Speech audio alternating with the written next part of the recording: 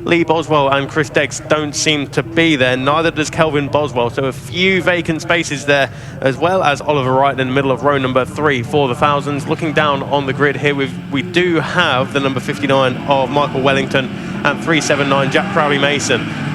All eyes to the lights, and away we go then for the rookie thousands, and that seems to be a good start from the middle of the front row for the number 55 of Mindy Storr-Pirstis. He won the first race yesterday, and it was a 1 minute 37.678, which was the lap record, but that was beaten by Tommy Jones in race number 2. So Mindy Storr-Pirstis, a P1 and a P2 so far throughout the course of the weekend, as we get ready now for the rookie 600s. Again, all eyes to the lights, a bit of a jump there potentially. We'll wait and see, but that was not the best of starts for pole position man there, Keith, was it? Number 60, D. Neal, did not get hooked up and is swallowed up by row number 2 in the run down towards Redgate. Well, Stuart Roberts was very much the man to beat yesterday, and I think he could be the man to beat today after that start. You're right, D. Neal didn't exactly fire off the line, and somebody else was out of position at the back. Yeah, Mindy Storr-Pirstis and Tommy Jones, a winner and a second place each yesterday, and we actually gave Rookie of the Day to Tommy because he set the faster lap. He got the overall lap record, nicked that away while it was from Mindy earlier in the day, but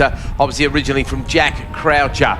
So let's wait and see if the 600s could join that club, because the 600 lap record is still standing.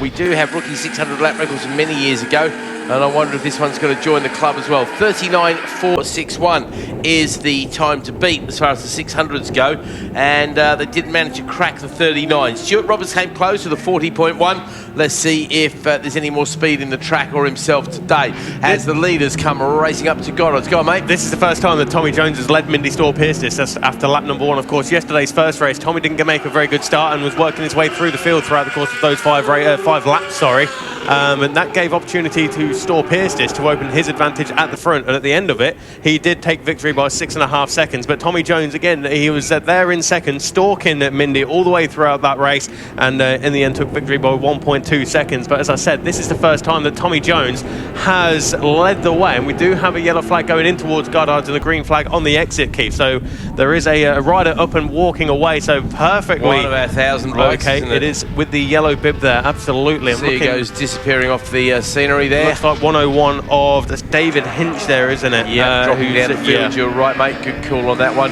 It is Stuart Roberts who leads the 600s as well there from Peter Cannons. So again, that's a bit of a repeat from yesterday. Pole position man D. Neal comes across the line in 4th place there. Benson making up 3 places. Preston going back a couple. He was unlucky to crash yesterday. I think he got taken out by Anwar El-Shari, actually. I think that was the accusation at least. Don't know the facts of that one because it happens at Goddard's out of our sight. Big group of bikes up there at Coppers having a really good argument between them. Jones is the fastest of that bunch. I noticed there's another race winner actually in the thousands here. Kieran Wynn came out to play at Alton Park and took 2 wins over the weekend and a DNF in the 3rd race. Didn't actually feature too strongly yesterday, I don't think. He got a 5th and a 3rd, so he was on the podium. So maybe he's having a bit of a late challenge for the championship. You say that, Keith. That battle for 3rd place in the thousands has been pretty much as it is at the moment all weekend, hasn't it? At this stage, that's number 251 of Jamie Green on that naked GSXR 1000. A bit of a strange one in late apex there. Yellow flags, of course, still as we go in towards Goddard. So no overtaking on the entrance towards over the fence there. Yeah, Jamie Green, and to say Jamie Green is no spring chicken. He's a 65-year-old who's making a comeback to racing, but has been a big gap between racing, so over sort of 10 years or something like that. So Jamie, to put himself in 3rd place, this is why we gave him Rider of the Day, for a 65-year-old to make a comeback in this sort of company. And any track on a naked bike is hard work. Snetterton is probably the worst place of all to be dragging yourself deep into 3 figures while hanging on to the handlebars. So no, fair play to Jamie. Very impressive stuff from him as he leads Kev Clinkscales, Peter Driscoll over the line. Dan Holt's still in there as well. Go on. 10-second jump start penalty for the number 49 of Thomas Gallagher. That was from the middle of row number 4 in the 600s. That was a bit obvious, that one. We don't call the jump starts, but he was well out of position, wasn't he? It was. He went when the red lights came on, basically, didn't he? Yeah, it was similar. Do you remember Lorenzo in America 11 years ago? That was. I think it may have been a little bit inspired by that. I think might be the word for it. But I'm sure inspired's a good choice. But yeah, absolutely. Well, Jones is definitely the man on the bubble today. 3 1/4 seconds was his lead over the line for the 2nd time. And 12 seconds back is Jamie Green as well, because those two, Jones and Storpiersters, very much the class of the field. Here goes that battle. Go on, mate. Yeah, it's a little bit of a bit of a gap there between Green and I think that's Clinkscales. But whoa, into the braking zone for Melbourne Loop. Is that going to work out? Oh, it did. I'm amazed. That was a good move. Who was that going? That's a very good question, but they managed to sort themselves out just about. Kevin Clinkscales at the moment is up there in 4th place. It's another one of our rookies with the very tatty rookie bib at the end of the day. Yeah, it's seen better days, hasn't it? But Green up into 3rd place in the thousands, ahead of Kevin Clinkscales. Next up, I think that's Jack Driscoll, is it? Yeah, Jack Driscoll on bike number 95. Kieran Wynn making up a place, passing Daniel Holt there. Let's have a look at the 600 where Roberts does lead. Not too comfortably, actually. He's only got half a second or so over Peter Cannon's last time round, and they're already getting into the 1000cc traffic as well. Doesn't take these guys very long to start mixing it with the bigger bikes around here, does it? Here comes that battle in the 600s. It is very much a battle as well. Roberts from Cannons, still 0.4 of a second. 3rd place man's a bit further back. That's Bayliss, no relation, I'm guessing, because wrong country. But those slower thousands are definitely giving them something to worry about. And they've caught them very quickly as well. So that's the end of lap 3. They're already into them. They could be catching them twice in one race. They're well into them as well. And so I think they're approaching the top 10 now in the rookie thousands. Yeah. But they're not going as quick as what they did yesterday, I just noticed. In the first race yesterday, it was a 1 minute 40.1. Yes, it was.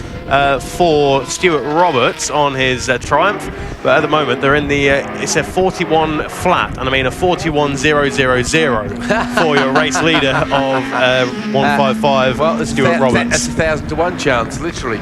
Yes. It's not something we see very often. No, definitely not. There goes Tommy Jones, the leader of the thousands. And I think it's safe to say that is at the moment, secure first place at this stage. 7.1 seconds advantage over Mindy Storpierce, but it's a 1 minute 35.805. That is a fantastic time. That is the new lap record. That is a sensational lap record. Clearly the Rod Harwin voucher for Rookie of the Day has paid off very nicely for him. That is really impressive stuff.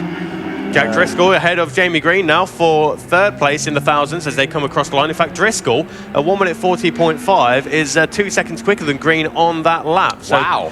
Not sure where Jack Driscoll's found the speed, but he's found it somewhere. He certainly has, and there's another couple of seconds to be found. I tell you what, though, look at the difference in those 1000cc times, how much quicker they're going today than yesterday.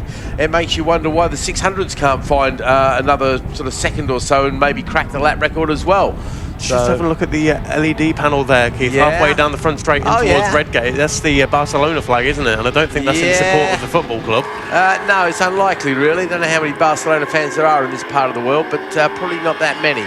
So that's an indication that it's a lack of adhesion flag, but it could mean anything from a drop knee slider to a puddle of oil. Well, it doesn't mean a puddle of oil, because they'd be a bit more frantic down there, but I think it's just letting us know there's something down there. So that was the chatter on the radio we just heard, I'm guessing. Have we lost anybody else around the circuit at all? No, it looks like everybody apart from Buchanan and Wellington are shown as not complete in lap number 4. Are they just going that little bit slower than the others? Well be potentially there, actually, as you say that. Yeah, I think there's I think that's the thing about rookie racing as well, isn't it? You've got some of the guys at the front looking for championships, but more importantly, towards the back as well, you've got guys that are just going out there for personal bests, and that's what it's all about.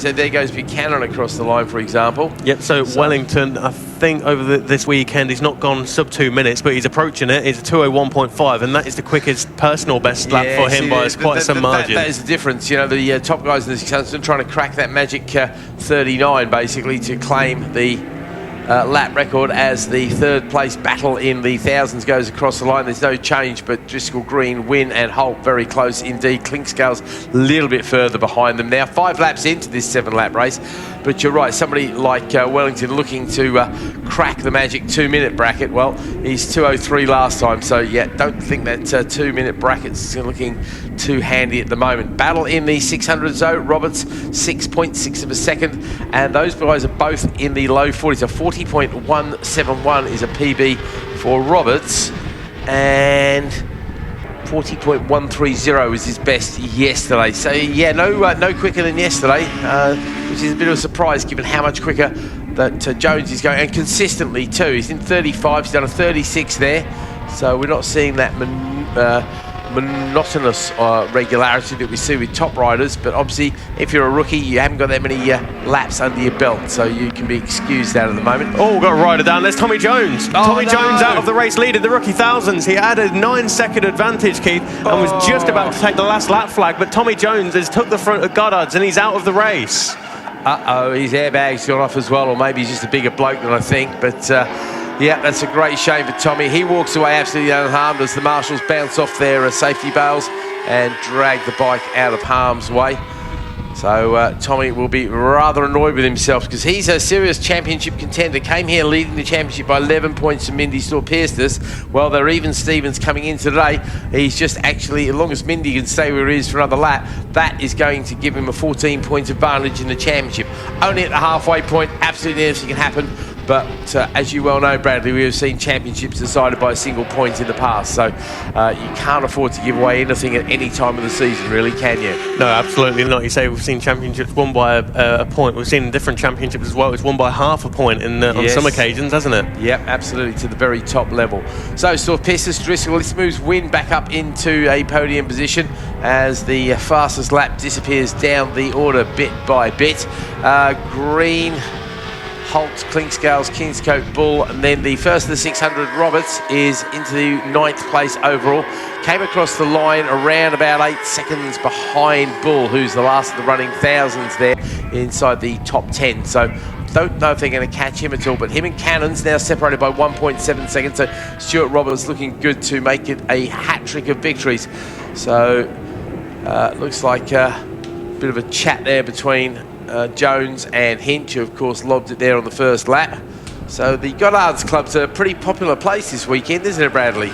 What is it? It's just easily done there, is it? Obviously, I know the track drops away from you as you kind of I think it's just go loading round up the front. I think it's just it depends how much you're trail braking and things like that. It goes back to what Matt was saying as well, doesn't it? If you are loading up the front like Joe White, he had that yesterday as the checkered flag goes out for Mindy Store Pierce, who takes 25 points in the rookie thousands. But again, just going back to what Matt said about Joe White had the potential to go up the inside of Adam Jameson, but you don't want to risk it. And Goddard's just seem to be a more riskier.